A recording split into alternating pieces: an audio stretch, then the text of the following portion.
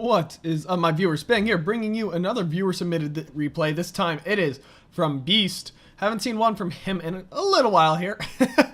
Doing a little zoom in, zoom out thing. I'm not quite sure what he's doing. Right now we have an M18 tier 6 tank destroyer. Now the M18 Hellcat is a very fast tank destroyer. In fact, it functions a bit like a scout tank.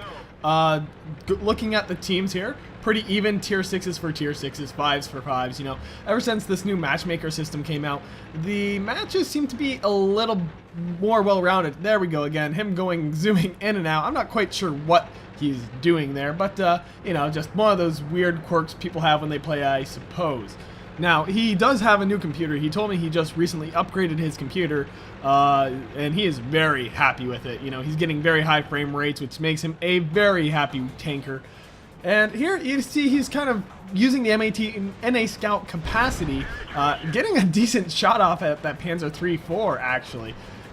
Not really doing any damage, but I was actually surprised at him hitting that, just showing one of the good strengths of the American tanks in general, both tank destroyers and tanks, which is their great gun depression, the ability to aim down. First kill of the match right there. The M18 definitely functioning in a bit of a scout capacity right now, spotting these enemy tanks, and he is actually now at he's now at 50% health, more or less, and kind of in a sensitive situation. His team and the enemy team really kind of just duking it out on this hill right here. Definitely not something you typically see, although it is becoming a little more common for teams to actually go towards this hill and fight it out on the hill as opposed to fighting it out in the town. Originally, when this map came out, and a lot of tanks would always go to the town, and you're seeing that less and less, and people finding a lot more action and comfort fighting on this hill. I'm not quite sure why the change, but I guess it's just one of the dynamics. Now the T-50, actually, if you'll notice on the minimap, getting into the enemy's base and apparently eliminating the artillery, well, eliminating one of the artillery pieces. Hopefully he can eliminate the second one right here. Churchill exposing himself, this 90mm on this M18 definitely proving to be a potent gun.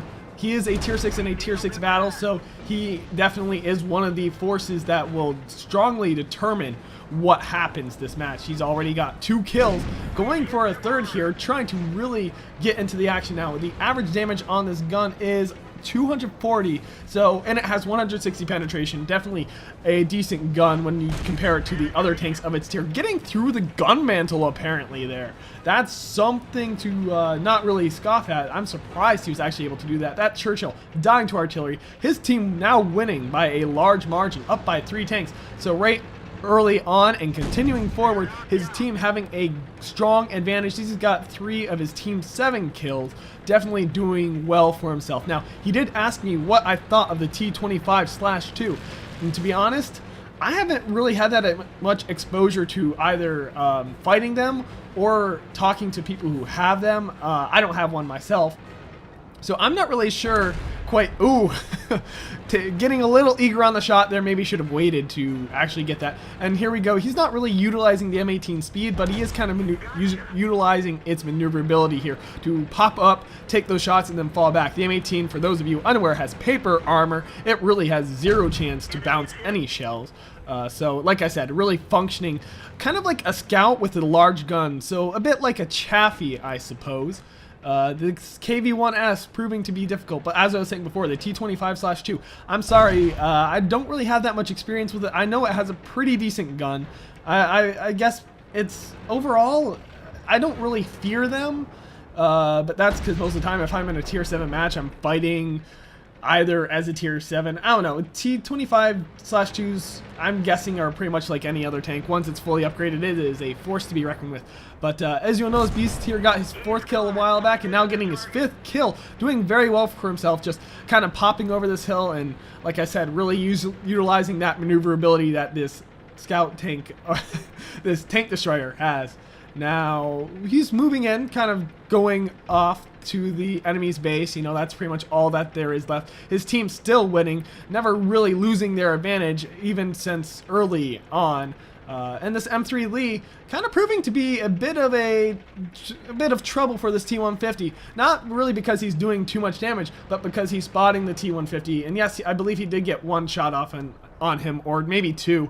But the M3 really spotting that T150 for tanks like this 3001P, which will try to shoot at Beast here, but really, again, just moving back and forth, you know, kind of doing that whole duck in to pop out and duck back type of maneuver, which you typically see on light tanks, especially scout tanks, and every now and again on medium tanks, but the light tanks and the faster movers tend to be the ones who can really take advantage of it. This 3601, now Beast did tell me he got Bolter's medal from this. I can't recall. I believe he did say he got Ace Tanker as well. He loves this tank, actually, he said.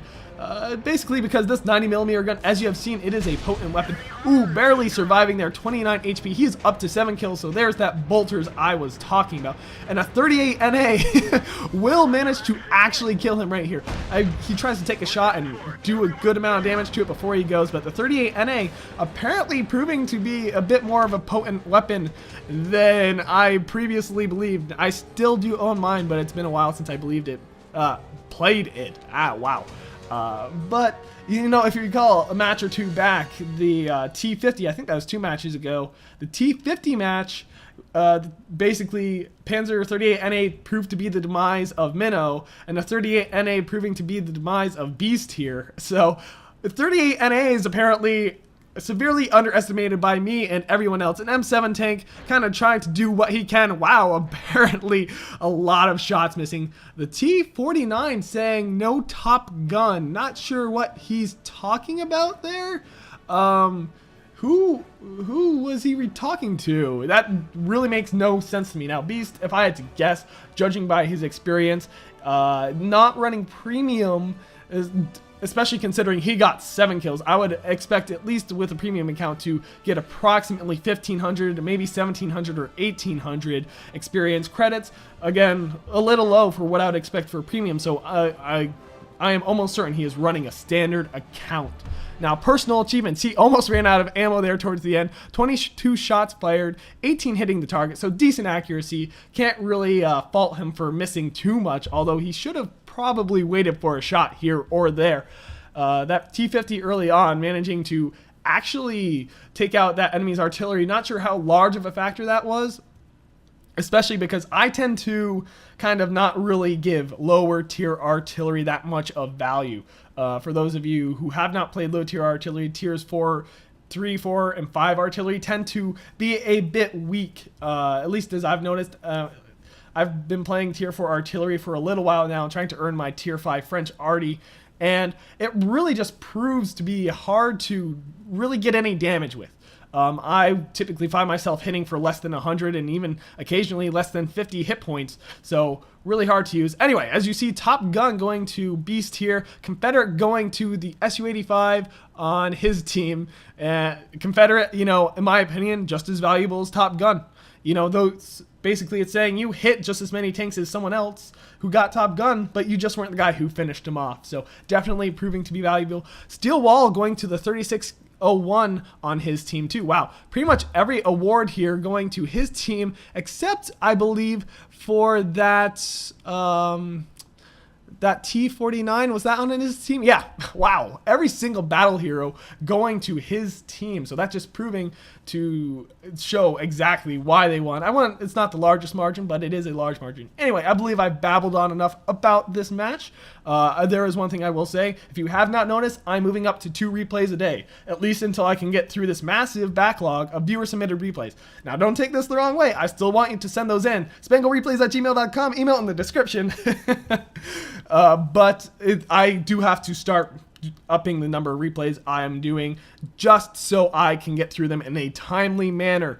Also, I would like to do some of my replays here eventually, but like I said, your guys' replays get priority, so yeah, keep sending those in, but at the same time, just expect 2 replays a day, and if I keep getting enough replays, I might even have to bump it up to 3. Like I said, I've rambled on enough. If you liked this video, click that like button. If you want to see more, subscribe. And as always, this has been Spang, and I am signing off.